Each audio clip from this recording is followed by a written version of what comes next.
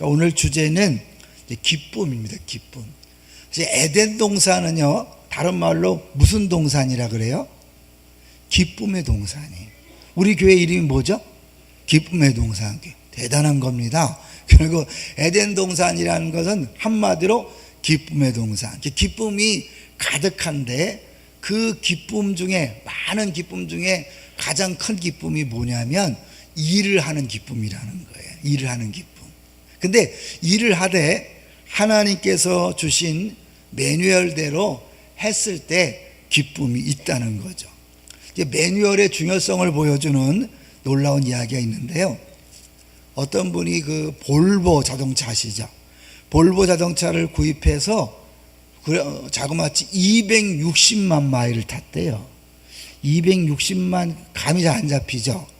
260만을 킬로로 환산하면 418만 4천 킬로예요. 여러분 자동차 몇 킬로 타보셨어요? 제가 지금 타고 있는 차는 거의 15만인데 10년 넘었는데 15만이거든요. 그러니까 결국은 이 400만이라는 것은 어마어마한 숫자죠. 그런데 어떻게 이렇게 많이 탔냐 물어봤더니 자동차 살 때 따라온 매뉴얼대로 했을 뿐입니다. 그러니까 매뉴얼이 뭐죠? 사용설명서잖아요. 그 사용설명서대로만 하면 그 제품이 갖고 있는 최고의 기능들을 마음껏 누릴 수 있다는 거예요. 여러분에게 주신, 하나님께서 여러분 주신 어마어마한 잠재력, 가능성을 마음껏 발휘하시기를 주의 이름으로 축원합니다. 우리가 사실 잘 몰라서 그렇죠. 우리에게 주어진 것들이 너무 풍성한 게 많아요. 예를 들면 스마트폰이요, 기능이 어마어마하잖아요. 근데 그 기능을 다 쓰는 사람이 거의 없잖아요. 그걸 만들 때는 어마어마한 기능을 넣어서 그걸 마음껏 활용하라고 만들었는데 우리는 한두 개만 쓰잖아요. 그건 원래 만들었던 그 뜻을 다 못 누리는 거죠. 우리 인생에도 하나님께서 약속하시고 계획하신 것들이 엄청 많습니다. 동의하시나요? 이제 유머를 하나 하려고 그래요. 유머. 저 최근에 우리 교회 오세명 간사님의 그 잠재력을 제가 발견했어요. 오세명 간사님은 한 명이 아니에요. 53명의 잠재력을 갖고 있어요. 여러분 이해되세요? 3이잖아요. 명이야. 53명. 하나님이 처음부터 53명이라고 써놨어요. 그러니까 아마 최소한 53명의 역할을 하게 될 거라 그런 생각이 들어요. 여러분의 이름이나 여러분 인생에 하나님께서 처음부터 계획하신 것들을 잘 찾으시는 게 필요하겠죠. 자, 이제 오늘 본문에서 특별히 하나님께서 두 가지 명령을 주셔요. 뭐죠? 28절에서 두 가지 명령. 첫 번째, 땅에 충만하라. 두 번째는 다스리며 정복하라. 이걸 이름하여 문화명령이라 그러죠. 문화명령이다. 그러니까 하나님께서 인간에게 주신 큰 두 가지 명령, 땅에 충만하라, 다스리며 정복하라. 근데 이제 땅에 충만하라는 것은 그냥 숫자만 늘리라는 게 아니라는 거죠. 그러니까 오늘 본문에 보면 28절을 다시 천천히 보시면요, 하나님께서 그들에게 복을 주시며 하나님이 그들에게 이르시되 생육하고 번성하여 땅에 충만하라. 여기 끝난 게 아니라 땅을 정복하라. 바다의 물고기와 하늘의 새와 땅에 움직이는 모든 생물을 다스리라 하시니라. 이제 22절을 잠깐 보세요. 22절을 보시면 일반 모든 동식물들에게도 번성하라는 명령을 했어요. 22절 같이 읽어볼게요. 시작. 하나님이 그들에게 복을 주시며 이르시되 생육하고 번성하여 여러 바닷물에 충만하라. 새들도 땅에 번성하라 하시니라. 그 동식물하고 똑같은 명령 아닌가? 그런데 28절을 보면 그 뒤에 충만하라 다음에 다스리고 정복하라 나오잖아요. 그러니까 결국 이것은 이 동식물하고 인간에게는 다른 차원의 명령이라는 거죠. 그러니까 단순히 숫자만 늘리는 게 아니라 그 특별한 방법으로 공동체 사회를 이루어감으로 전 세계를 온전히 가꾸라는 거죠. 가꾸라. 이스라엘 백성이 가나안 땅을 정복할 때요, 인원이 얼마 없었기 때문에 처음에는 하나님께서 먼저 200만이라는 인구를 만드신 다음에 그들을 가나안 땅에 보내셨잖아요. 그러니까 결국 이 번성하고 충만하되 다스리고 정복하기 위해서는 단순히 그냥 숫자만 늘리는 것이 아니라 그것을 감당할 수 있는 능력을 발휘하라는 의미인 거죠. 이해되시나요? 그러니까 하나님께서 우리에게 충만할 때 단순히 애만 많이 낳아가 아니라 애를 낳아서 잘 길러서 그 아이들이 이 세상을 다스리고 정복할 수 있는 사람으로 만들어 가라는 거예요. 그러니까 굉장히 어려워요. 저도 이제 손자 난 지 얼마 안 됐잖아요. 그러니까 하는 일이 없어요. 그냥 분유 먹고 자고, 우리가 그냥 보고 막 재롱을 떨어서 애를 기쁘게 하고, 또 하다가 지쳐서 막 자고, 먹고 자고 똥 싸고 뭐 이것밖에 없어요. 근데 그런 몇 년 세월이 필요한 거죠. 그래야 사랑을 충분히 받고 자기가 사랑받는 존재임을 알았을 때 자기의 가능성을 마음껏 발휘할 수 있는 거예요. 어떻게 보면 시간이 아까울 수 있죠. 에너지가 아깝죠. 뭐야 하는 게 뭐 있어요. TV 먹고 자고 그 시간에 다른 걸 하면 어떻겠어요, 부모가? 근데 그 부모가 아이에게 그렇게 어마어마한 사랑을 쏟아야 그 사람이 사랑을 받고, 아이가 사랑을 받고 사랑을 쏟는, 사랑을 베푸는 존재가 될 줄로 믿습니다. 만약 어릴 때 충분히 사랑을 받지 못하면요, 커서 사랑을 받으려고 문제를 일으킨다는 거예요. 그러니까 누군가가 아이에게 필요한 사랑을 쏟아놓으면 그 아이는 자라나서 다른 사람을 사랑하지만, 어릴 때 부모가 충분한 사랑을 주지 않으면 그 아이는 커서도 성인 아이처럼 그 사랑을 받기 위해서 애를 쓴다는 거죠. 우리가 어른들이 애 같은 짓을 할 때가 많잖아요. 그죠? 왜 애같이 저러지? 그건 뭐냐면 어릴 때 충분히 사랑을 받지 못해서 그런 거예요. 그러니까 여러분, 누군가는 사랑을 충분히 부어주는 역할을 해야 된다는 거예요. 할렐루야. 여러분이 누군가 초신자들, 우리 처음 나온 분들을 위해서 시간을 투자하고 신경을 쓰는 거는 굉장한 일이에요. 왜? 그 사람이 정상적인 그 믿음의 사람이 되어서 또 다른 사람을 키우고 양육할 수 있기 때문에 그런 거예요. 그러니까 충만히 단순히 숫자를 늘리는 게 아니라 결국은 하나님께서 맡기신 세상을 온전히 감당할 수 있는 그런 역할을 하는 사람들로 세상을 채우는 걸 이야기하는 거죠. 두 번째요, 다스리고 정복하라 그럴 때 이 정복에 대한 오해가 있는 거예요. 정복하면 어떻게, 우리 개념이 막 쳐들어가서 막 다 빼앗는 게 생각하잖아요. 근데 성경에서 정복은 그런 의미가 아니죠. 특별히 이 정복하라 명령은 언제 주어졌어요? 타락하기 전에 주어졌단 말이에요. 그러니까 이 정복이라는 것은 하나님께서 주신 잠재력을 마음껏 발휘할 수 있도록 그렇게 도와주는 거예요. 그래서 문화명령이라는 게 뭐예요? 컬처거든요. 문화가 컬처인데 이 컬처는 컬티베이션, 그러니까 그걸 잘 경작한다는 의미가 있거든요. 그러니까 하나님은 땅을 줘서 저절로 나는 게 아니라 인간으로 하여금 그걸 농사를 잘 져서 이 곡식을 만들어내고 이 농작물을 만들어내도록 한 거예요. 하나님은 말로 다 할 수 있지만 그렇게 한 게 아니라 우리에게 땀 흘려서 또 수고하고 애써서 열매를 거두게 하는 거죠. 음악을 해서 음악도 그냥 단순한 음을 잘 조합해서 아름다운 곡을 만들게 하는 것이 하나님의 뜻이에요. 하나님은 사람들을 이거 동물의 모든 이름을 다 직접 지을 수 있었을까요? 없었을까요? 있었죠. 그런데 왜 하필이면 아담에게 동물들을 데리고 와서 이름을 줘보라 그랬을까요? 하나님이 다 하실 수도 있지만 사람으로 하여금 하나님의 창조 사역에 동참하도록 기회를 주는 거죠.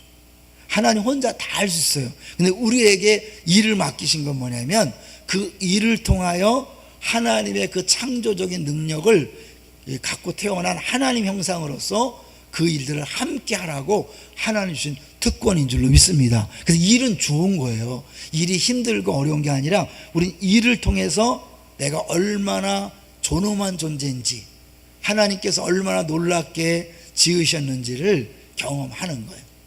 저는 사실 이제 어떤 분들은 그런다고 그래요. 왜 담임 목사님은 일을 안 하냐, 그런 사람이 있대 그래요.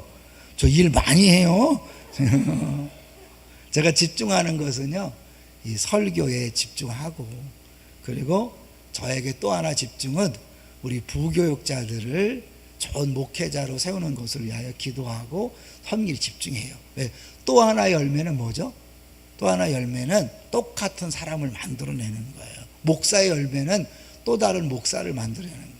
그러니까 저의 일체적인 관심은 최만성 목사님이 훌륭한 목사가 되는 거예요. 왜 최만성 목사님만 편애하냐? 그런 게 아니에요. 이제 최만성 목사님이 불리개척하면 그 다음에 또 이제 주성호 목사님에게 집중해야 되지. 이렇게 해서 사실은 우리 최 목사님을 보면 가능성이 굉장히 많은 사람이에요. 근데 나주 산지기 아들로 태어나서 너무 고생하면서 가능성이 드러나지 않았었어요. 여러분, 우리 최 목사님이 그 전국 독후감 대회에서 1등한 얘기 들었어요? 어울리지 않죠? 그런데 전국 독후감, 이 기독교 서적에 대한 독후감 대회에서 1등 했는데, 그것도 목회자들과 함께 경쟁해서 1등 했어요. 신학하기 전에. 그 머리가 보통 머리가 아니에요. 굉장한 감각이 있어요. 정리하는데 탁월해요. 그런데 이제 그동안 그런 기회가 없어서 실력 발휘를 못하는 거예요. 이 특성이 있기 때문에 저는요, 100% 맡겨요. 그러니까 이제 교회 전체 목회할 때도 맡기지만, 특별히 우리 최 목사님 같은 경우는 자기도 얘기하지만 100% 자기한테 맡길 때 마음껏 일할 수 있다는 거예요. 여러분, 그런 거예요. 우리 주변에 우리 자녀나 주일학교 아이들이나 함께 일하는 공동체 셀 멤버나 내 부서의 사람들을 대할 때 내가 원하는 일을 막 시키는 게 아니라 그 사람의 특성을 잘 찾아내서 그 사람이 어떻게 하면 일을 잘할 수 있는가, 하나님 주신 잠재력을 마음껏 발휘할 수 있는가를 잘 찾아서 하는 것이, 그것이 하나님께서 원하시는 정복이고 다스림이신 줄로 믿습니다. 그래서 사실 이 다스린다는 자체는 결국 섬기는 거예요. 우리는 막 위에서 눌러서 막 이거 해 저거 해 그렇지만, 그렇게 생각하지만 아닌 거예요. 하나님께서 주신 잠재력과 가능성을 마음껏 발휘할 수 있도록 도와주는 섬김인 거죠. 이게 하나님 형상대로 우리를 창조하시고 주께서 하기를 원하시는 일이에요. 근데 이것을 할 때요, 이 다스리고 정복하는 일을 할 때 해야 될 게 뭐냐면, 하나님께서 일하신 사역 패턴을 따라하라는 거예요. 오늘 제목이 뭐였죠? 매뉴얼대로 하는 거예요. 근데 매뉴얼이 1번부터 100번까지 쫙 자세히 넣는 게 아니에요. 여러분, 직장 생활을 이렇게 해라, 사업을 이렇게 해라, 성경에 적어줬으면 얼마나 좋겠어요. 그렇게 하지 않고 하나님은 창조 사역을 본인이 이렇게 하심을 보여줌을 알면 너희들도 이런 식으로 하라고 가르쳐 준 거예요. 하나님은 창조를 어떻게 했죠? 2장 1절에 보면 혼돈하다 그랬어요. 처음부터 하나님 기성품을 딱 만든 게 아니라 이렇게 혼돈한 세상 속에서 질서를 잡아가면서 과정을 했다는 과정. 이 말은 뭐냐면, 우리도 직장 생활하고 사업할 때 과정을 가지고 해야 된다는 거예요. 갔더니 회사가 엉망이야, 이 더러운 회사, 지겨워, 이런 게 아니라 여러분에게 그게 보였다면 어떡해요? 그 보이는 혼돈, 어려움, 무질서를 여러분이 하나씩 질서를 잡아가는 것, 그 일을 하라고 보내신 줄로 믿습니다. 그러니까 기독교인들은 어디 가도 불평하고 원망하고 비판하는 사람들이 아니에요. 그 눈에 보이는 불평의 조건, 원망의 조건을 하나님신 지혜와 능력으로 질서 있게 잡아가는 거예요. 여러분이 기쁨의 동산교회 와서 눈에 보이는 게 있을 거예요. 이 교회는 왜 저러냐? 아직 우리 교인이 아니어서 그런 거예요. 우리 교인이 딱 되면은요, 이 교회 왜 그러지 않게, 여러분의 눈에 보이는 그것을 어떻게 해결할 것인가를 기도하는 거예요. 여러분 눈에 보였다면 그거를 해결할 수 있는 지혜와 능력도 주신 줄로 믿습니다. 여러분 눈에 보였다는 건 여러분을 통해서 일하려는 하나님의 계획이 있는 거예요. 회사에 가서 사장님이 문제고 사원들이 문제라면 욕하고 비난하면서 빨리 뛰쳐나가야지, 이런 게 아니라 여러분이 그 회사에 있는 동안 그 눈에 보이는 문제점과 어려움들을 어떻게 하면 해결할 수 있을까, 이걸 위해 기도하는 거예요. 최소한 내가 그 교회, 그 회사에 간 것은 기도하라는 하나님의 부르심인 줄로 믿습니다. 하나님, 우리 회사가 이런 게 어려운데 하나님, 저를 이곳에 보내셨는데 어떻게 하면 좋습니까? 기도하는 거죠.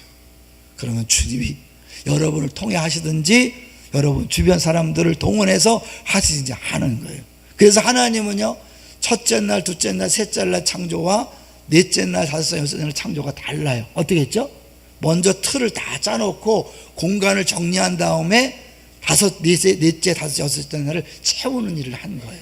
이런 식으로 너희들도 하라고 그렇게 하나님께서 말씀하는 거예요. 자, 그러니 구체적으로 어떻게 하라는 걸까? 제가 두 사람의 이야기를 읽어보겠습니다. 철학자 알 윌터스라는 사람이 하나님 사역 패턴을 따라 일하는 게 뭔지를 보여줬어요. 세상은 총체적으로 혼돈스럽고 공허했다. 하나님은 엿새간의 개발 과정을 통해 모양새를 잡고 빈자리를 채우셨다. 하지만 아직 완전히는 아니었다. 지금부터는 인류가 개발하는 사역을 감당해야 한다. 생산적이 되어 세상을 채우고 정복에 힘써 세상을 더 온전한 모양으로 만들어 가야 한다. 위임을 받은 하나님의 대리인으로서 그분이 세워주신 자리에서 일을 계속해야 한다. 하지만 이것은 지금 이 땅의 인간 개발을 위한 것이다. 인류는 자신과 같은 부류가 세상에 가득하게 하여 동일한 부류를 위해 이 땅을 빚어 가야 한다. 향후로 피조세계의 개발은 본질적으로 사회적이고 문화적이 될 것이다. 말이 좀 어려운가요? 이 말은 뭐냐? 하나님이 창조를 했는데 다 완성품을 준 게 아니라 우리로 하여금 그 나머지를 감당하도록 남겨두셨다는 거예요. 이해되시죠? 그리고 나 혼자 하는 것이 아니라 또 다른 사람을 세우고 양육해서 함께 그 일을 해나가는 것이 하나님의 계획이라는 거예요. 그러니까 결국 신앙생활은 독불장군이 아니에요. 나 혼자 잘하는 게 아니에요. 내가 잘한다면 이제 누군가를 잘할 수 있도록 도와주고 격려하고 세워서 함께 해야 되는 거예요. 그러니까 단순히 충만히 번성해서 채우는 것이 아니라 누군가를 일꾼으로 세워서 함께 일하는 것까지를 주님이 염두에 두신 거예요. 할렐루야. 여러분은 지금 누구를 마음에 품고 기도하고 있습니까? 여러분이 교회나 사회에 나가서 직장이나 사업장이나 나 개인을 위한 것이 아니라 누군가를 세우고 누군가를 함께 가는 게 필요한 거예요. 우리 교회요, 저는 우리 집사님들 중에 대단한 분들이 있어요. 특별히 이번에 이제 사업인 선교회 회장을 맡고 있는 김 집사님, 실명을 거론해서 죄송해요. 좋은 거니까. 이 집사님은 사실은 그냥 확장하지 않아도 현재 주어진 아이템과 현재 주어진 규모로만 해도 충분히 살 수 있는 사람인 거예요. 그런데 자기 생각에 직원들을 위해서 사업을 확장해야 되겠다고 마음먹었다는 거예요. 그래서 어마어마한 돈을 융자받아서 하는데 굉장히 위험수지만 직원들을 위해서 기꺼이 그 위험을 감수한다. 그 말 들을 때 얼마나 행복했는지 몰라요. 우리 교인 중에 저렇게 자기 개인이 아니라 다른 사람들을 위해서 위험을 감수하고 기꺼이 그렇게 나아가는 분들이 있다는 게 얼마나 감사해요. 여러분도 얘기하지 않지만 나가 아니라 모든 사람의 유익을 위해서 뭔가를 새롭게 하고 도전하는 그런 것들, 그것이 하나님의 형상을 닮은 사람의 모습이요, 하나님께서 우리에게 맡기신 일을 감당하는 자세인 줄로 믿습니다. 지금까지 여러분이 잘해 오셨다면 계속해서 잘하십시오. 그러나 거기서 만족하지 말고 여러분께서 이제 맡기신 일들을 어떻게 하면 더 잘할까? 더 잘하는데 뭐예요? 잘하는 건 뭐냐면 잠재력, 이것이 갖고 있는 잠재력을 찾아내고 잘 끌어내서 모두가 행복한 세상을 만드는 것, 이것이 우리에게 맡기신 줄 믿습니다. 그럴 때 내가 진짜 기쁜 거예요. 왜 직장생활이 행복하지 않은가? 왜 사업하는 게 기쁘지 않은가? 그냥 내가 이 돈벌이로 생각하고 억지로 때우니까 너무 스트레스인 거예요. 아니에요. 여러분, 하나님께서 여러분 주신 직장과 사업장은 하나님께서 맡기신 또 다른 창조의 현장입니다. 할렐루야. 그것을 생각하고 끊임없이 내게 주어진 이 상황 속에서 어떻게 더 지혜롭게 창조적으로 할 것인가를 생각하는 거죠. 그래서 이제 또 그걸 어떻게 하란 말이냐, 또 하나의 사례를 말씀드릴게요. 물리학 교수로 학생들을 가르치는 캐서린이라는 사람이 있는데, 그 사람이 이 똑같은 강의실, 연구실인데 나름대로 다르게 그 문화를 만들어가는 모습이에요. 연구실 문화를 새로 빚어내는데 적잖이 힘을 보탰다. 안에는 다소 메마르고 기능적인 실험실에, 잘 보세요, 실험실에 클래식 음악을 틀어놓아서 창의적이고 우아한 분위기로 환경을 만든다. 어차피 우리 회사는 그럴 수밖에 없어. 그게 아니라 그렇게 메마르고 삭막한 그 연구실에 클래식 음악을 딱 트는 거예요. 틀어도 그만, 안 틀어도 그만이지만 그걸 틀므로 분위기를 바꾸는 거죠. 그 다음에요, 학생들이 신나거나 실망스러운 결과에 반응하는 방식도 바꿔 나왔다. 산만하게 일하면서 찔끔찔끔 쉬기보다 집중해서 연구하고 푹 쉬는데 모범을 보인다. 가끔씩 아이들을 직장에 데려가서 가족이 일을 방해하는 요소로 작용하지 않는 문화를 만드는 동시에 꼬맹이들에게 교육과 연구가 엄마의 자연스러운 일상임을 보여준다. 특세할 때 여러분, 애들을 데리고 나오는 거 너무 잘하는 거 아셔요? 왜냐하면 아이들에게 영적인 추억을 심어주는 거예요. 이 새벽에 이 수백 명이 함께 모여서 찬양하고 기도하는 모습을 본다는 것은 어마어마한 거예요. 신앙생활 잘해, 교회 잘 다녀, 기도해야 돼, 이거를 100마디 하는 것보다 기도의 자리에 아이를 데리고 오는 거예요.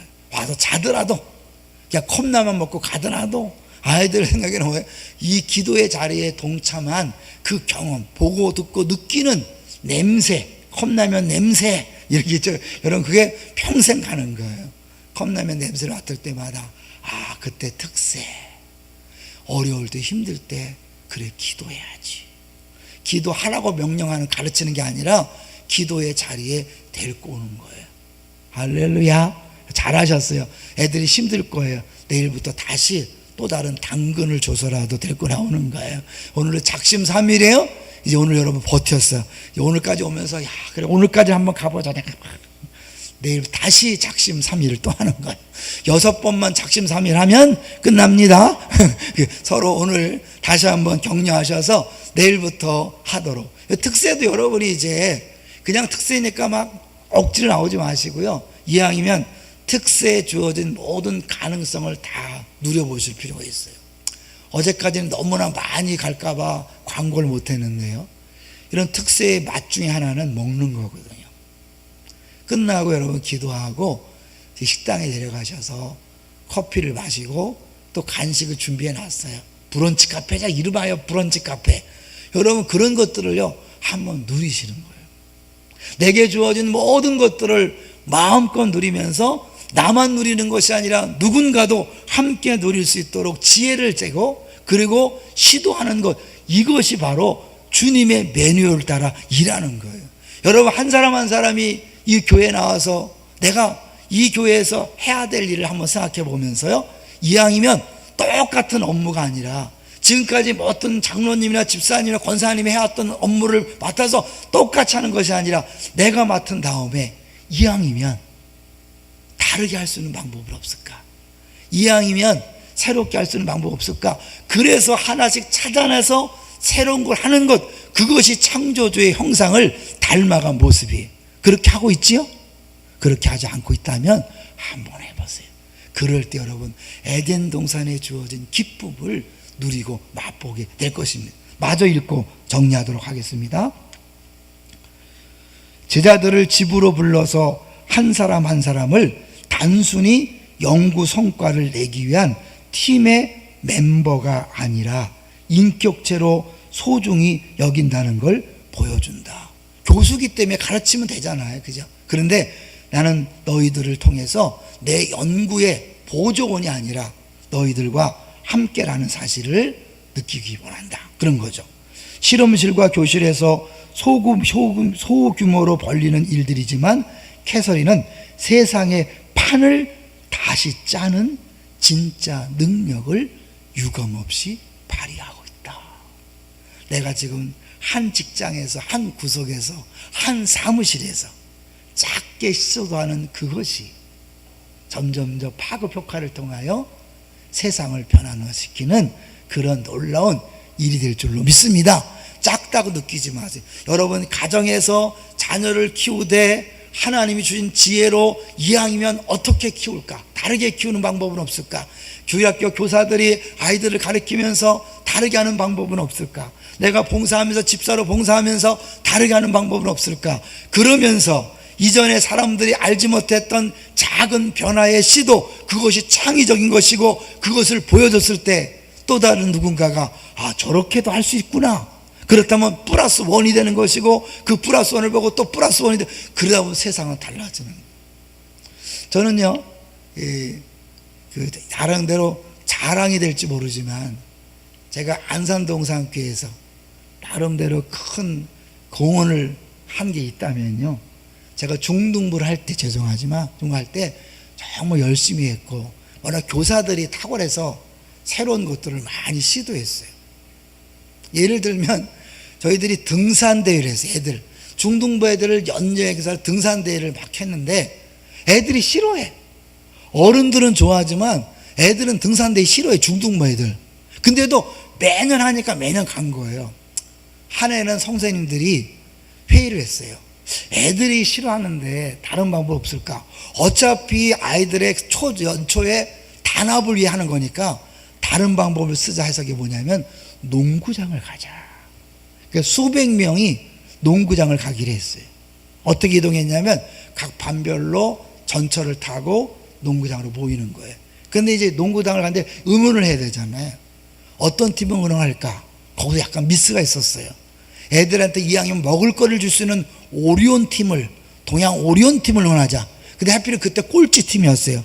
너무너무 재미없었어요. 1등 이겨야 되는데, 근데 이제 오리온 초코파이를 먹었어요. 조금 먹었는데 지는 팀이니까 재미가 없더라고요. 그래서 실패했어요. 근데요, 그런 시도 있잖아요. 어차피 그냥 등산, 매년 하는 거니까 등산이 아니라 새로운 것을 할 수 없을까? 어차피 단합이 목적이라면 그 단합이 꼭 등산 가야 되는 게 아니잖아요. 농구장 갔을 때 좋은 거. 그래서 그 계기로 이제 막 그 농구 선수들 있죠. 그 당시에 그는 막 그 유명한 그 기아 자동차의 그 기아 팀에, 지금 기아죠. 그 팀에 이제 선수들이 동양이라고 했었는데 불러다가 같이 이렇게 애들하고 3인조 농구도 하고 그러면서 이제 그렇게 한번 물꼬를 트니까 이게 제한이 없는 거예요. 마음껏 하는 거예요. 그래갖고 이제 그런 것도 한 거예요. 중등부 부흥회 때 담임 목사님을 모시자. 나는 부목사로서요, 그거 되냐? 말이 안 되지. 어떻게 담임 목사님 주일 어른들 설교를 해야 되는데. 그래서 이제 하여튼 교사들이 하자 그래서 제가 조심스럽게 여쭤봤어요. 목사님, 이 교사들이 중등부 설교를 한번 해달라는데 괜찮겠습니까? 하지. 그래서 하신 거예요. 그래갖고 최초로 주일날 대예배 설교를 안 하시고 중등부에 와서 설교를 하신 거예요. 여러분도 그렇게 하라는 얘기는 아닙니다. 자꾸 저 부르시면 큰일납니다.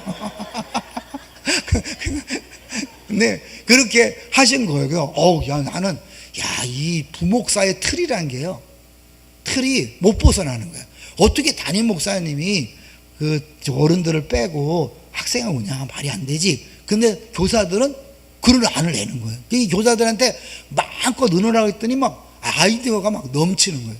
중등부가 이렇게 하니까요, 다른 부서가 하나씩 보고 따라요. 처음에는 왜 저러냐 하다가 따라하는 거예요. 한 부서가요, 잘하면 교회가 변합니다. 한 팀이 잘하면요, 모든 팀이 변합니다. 상황 평준화가 되는 거죠. 여러분이 한쪽 구석에서 창의적인 생각을 가지고 지혜롭게 하면 그 잠재력이 발휘되고 가능성이 드러나면서 거기 공동체만 신나는 게 아니라 그것을 본 사람들이 저렇게도 할 수 있구나. 그렇다면 우리 공동체는 어떻게 할까? 이건 거예요. 여러분의 직장에서의 수고와 섬김이 직장 전체를 변화시킬 줄로 믿습니다. 그리고 회사의 변화는 다른 회사들을 변화시킬 거예요. 그건 뭐예요? 결국 작은 자가 천을 이루고 약한 자가 강국을 이룬다고 말씀하신 것을 시작할 수 있는 거예요. 여러분이 그런 통로들, 그런 주역들 되시기를 주의 이름으로 축원합니다.